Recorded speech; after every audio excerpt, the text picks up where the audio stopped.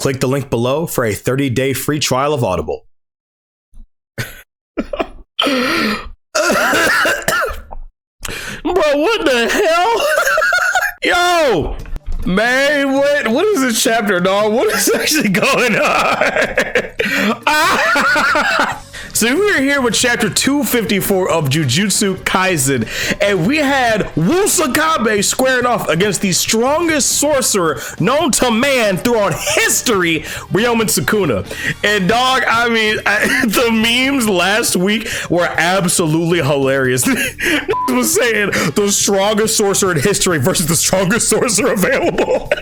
Now, I had said that I think WUSUKABE might have some stuff possibly in his back pocket. I wasn't sure exactly what he was going to be able to kind of throw out and kind of cook here, but actually, we get a pretty decent showing from WUSUKABE here. So throughout this chapter, we have WUSUKABE's kind of inner monologue and some different flashbacks from different characters, the other grade ones as well as Gojo, basically hyping WUSUKABE up, talking about how strong he is, that he's the best grade one sorcerer that they have available.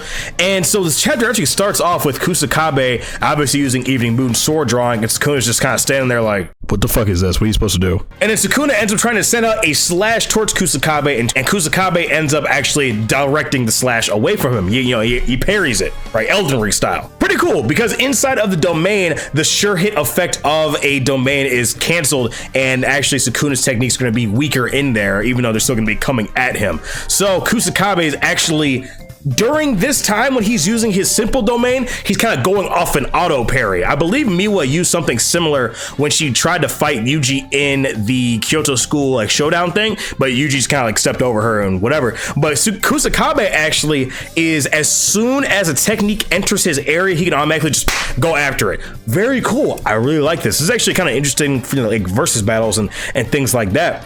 And WUSUKABE is actually going off of raw instinct and intellect. He's actually kind of seeing the sparks of Sukuna's energy. That's what he's going off of. And actually in one of these pages, which is something very, very, very interesting, WUSUKABE barely manages to parry some slashes, and he realized that Sukuna still had his arms crossed. He didn't move.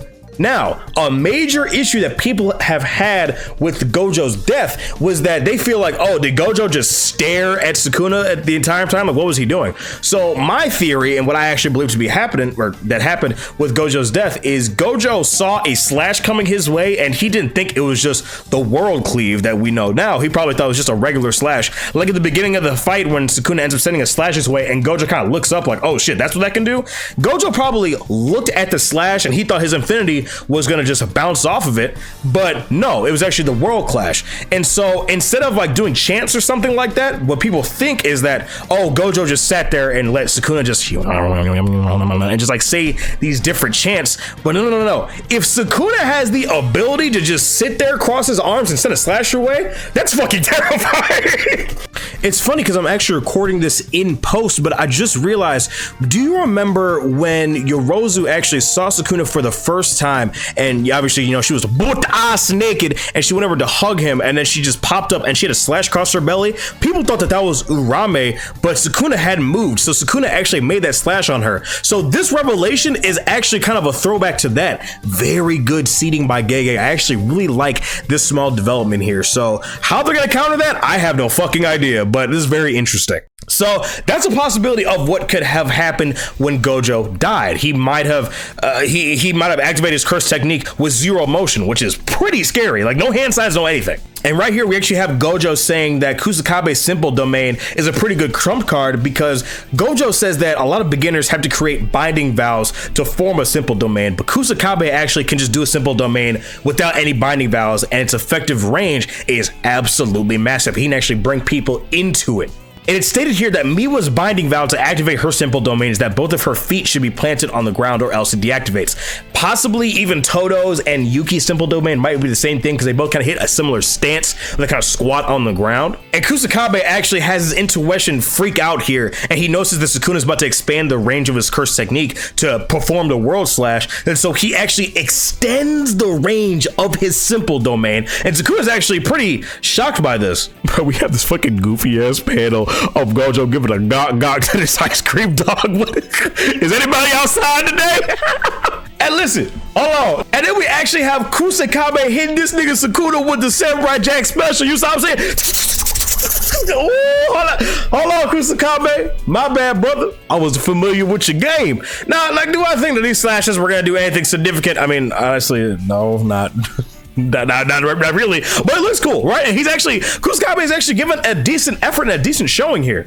Bro, we get to the funniest part of this chapter besides the very end, which I'll talk about here shortly.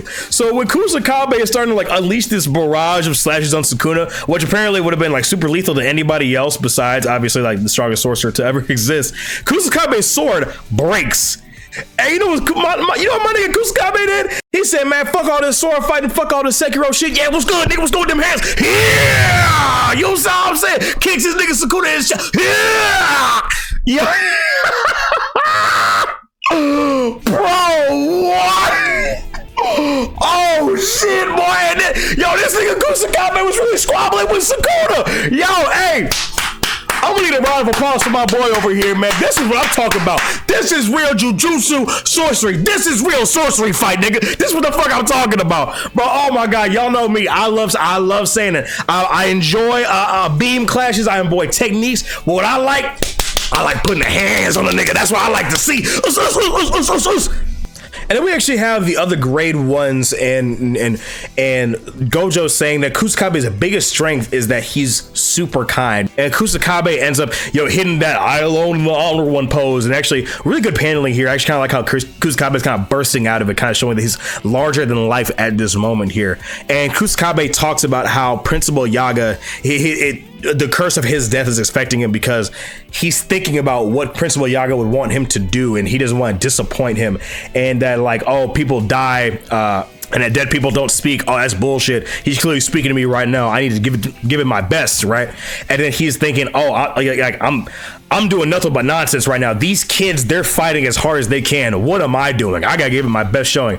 And so we have technique that WUSUKABE actually uses, and he takes his jacket off here, which is pretty interesting. So WUSUKABE actually uses a new technique, Hazy Moon, to produce an aura, and it actually shapes the remaining part of his blade that was broken. Pretty cool. Really like that.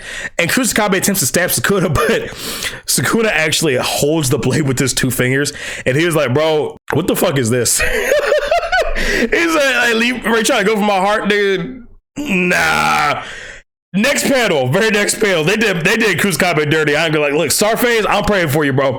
They have WUSUKABE laid out on the ground. He's not dead, but his chest is slashed open, so he might be in the middle of a reverse curse technique. And Uiui attempts to come and rescue WUSUKABE and take him off the front line.